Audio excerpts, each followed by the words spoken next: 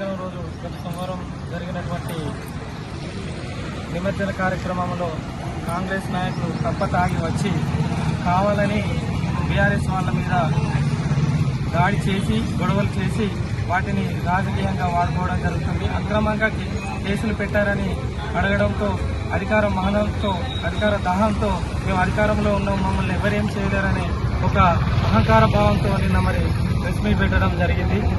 ఈ విధంగా కాంగ్రెస్ నాయకులకు తెలియజేయడం ఏంటిదంటే, ఇలాంటి అక్రమంగా కేసులు పెట్టడం మీకు పరిపాటిగా జరుగుతూ వస్తున్నది. రూపాయలపల్లి దాని తర్వాత మైలారంలో నాపై ఎలక్షన్ తర్వాత రిజల్ట్ తెల్లారి కేసులు పెట్టడం జరిగింది.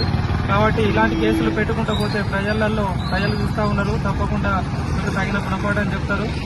ఎమ్మెల్యే గారిని, మాజీ ఎమ్మెల్యే రమణారెడ్డి గారిని విమర్శించే స్థాయి కానీ వాళ్ళకి కాంగ్రెస్ నాయకులకు లేదని ఈ సందర్భంగా తెలియజేస్తా ఉన్నాం.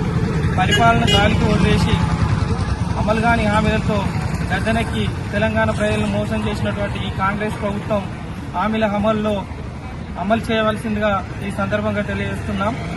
3% చెప్పుకున్నటువంటి కాంగ్రెస్ నాయకులు హన్మకొండ నుండి వచ్చేటువంటి పత్తిపాకకు బస్సు లేకుండా వేయడం జరిగింది. మరి అదేవిధంగా బయలారానికి బస్సు లేదు. పరకాల నుండి మరి పెద్దపూర్ పోయేటువంటి బస్సు కూడా మరి లేకుండా ఈ కాంగ్రెస్ ప్రభుత్వం చేసింది. ఇలాంటి నిసిగ్గుగా చెప్పుకున్నటువంటి ఈ కాంగ్రెస్ ప్రభుత్వానికి ఈ సందర్భంగా తెలియజేసే విషయం ఏంటంటే, పరిపాలనలో ముందుండండి.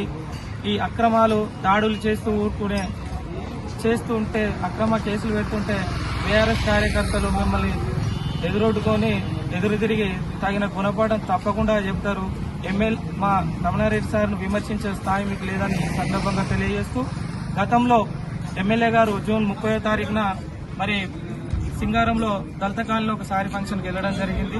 అక్కడికి వెళ్లిన క్రమంలో మాజీ ఎంపీపీ గారిని విమర్శిస్తూ అతని మీద కేసులు పెట్టాలి ఏ విధంగానైనా అని చెప్పేసి పోలీసుల మీద ఒత్తిడి తెచ్చిన మాట వాస్తవం కాదని ఈ సందర్భంగా తెలియజేస్తున్నాం. గతంలో 2014లో మైలారం గ్రామ పంచాయతీలో వినాయకుని పెట్టడం జరిగింది. ఆ వినాయకుని పెట్టడంలో లాఠీ చార్జీ వేరే విధంగా అప్పుడు ఉన్నటువంటి స్థానిక ఎస్ఐ గారు మరి చేస్తే దాన్ని రమణారెడ్డి సార్ పేరు మీద రుద్దడం అనేది కాంగ్రెస్ నాయకులు సరైనది కాదని చెప్పేసి సభాముఖంగా తెలియజేస్తున్నాం. దయచేసి మీరు ప్రజలకు ఇచ్చినటువంటి హామీలను 6 గ్యారెంటీలను అమలు చేయండి. మీరే అన్నారు ఎమ్మెల్యే గారు ఆగస్టు 15 లోపు రుణమాఫీ చేస్తా అని చెప్పేసి ఇప్పటి వరకు 2 లక్షల పైన ఉన్నటువంటి 2 లక్షలకు ఉన్నటువంటి రైతులకు రుణమాఫీ చేయలేదు. మీరు 2 లక్షల లోపు కూడా కాలేదు. నిసిగ్గుగా చెప్పుకోవడం ఇదైతే సిగ్గుచేటు.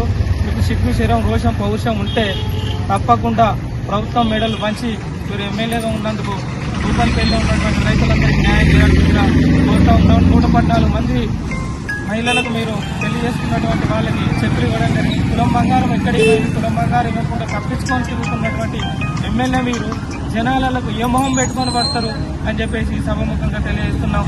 విద్యార్థులకు బస్సులు లేక విద్యార్థులు నడి రోడ్డు మీదకి వచ్చి ధర్నాలు చేసే పరిస్థితి ఈ రాష్ట్ర ప్రభుత్వం తీసుకొచ్చింది. కాబట్టి మీరు పరిపాలన మీద దృష్టి పెట్టండి. అక్రమ కేసులు పెట్టుకుంటే ఎంత అణిచివేస్తే అంత ఎదుగుతాం. మాకు ఉద్యమంలో పాల్గొని ఉద్యమాలు చేసినటువంటి చరిత్ర బీఆర్ఎస్ నాయకులకు ఉంది. కాబట్టి మీరు మమ్మల్ని ఏమి చేయలేరు. ఇలాంటి అక్రమ కేసులు పెడితే అంతకంతో మేము చేయాల్సిన పరిస్థితిని కల్పిస్తున్నారు, మాకు అవకాశం ఇస్తున్నారని ఈ సభాముఖంగా తెలియజేస్తూ, ఈ అవకాశం ఇచ్చినటువంటి మా బీఆర్ఎస్ కార్యకర్తలకు ఈ సభాముఖంగా ఈ మీడియా ముఖంగా తెలియజేస్తూ సెలవు తీసుకుంటున్నాను. జై తెలంగాణ.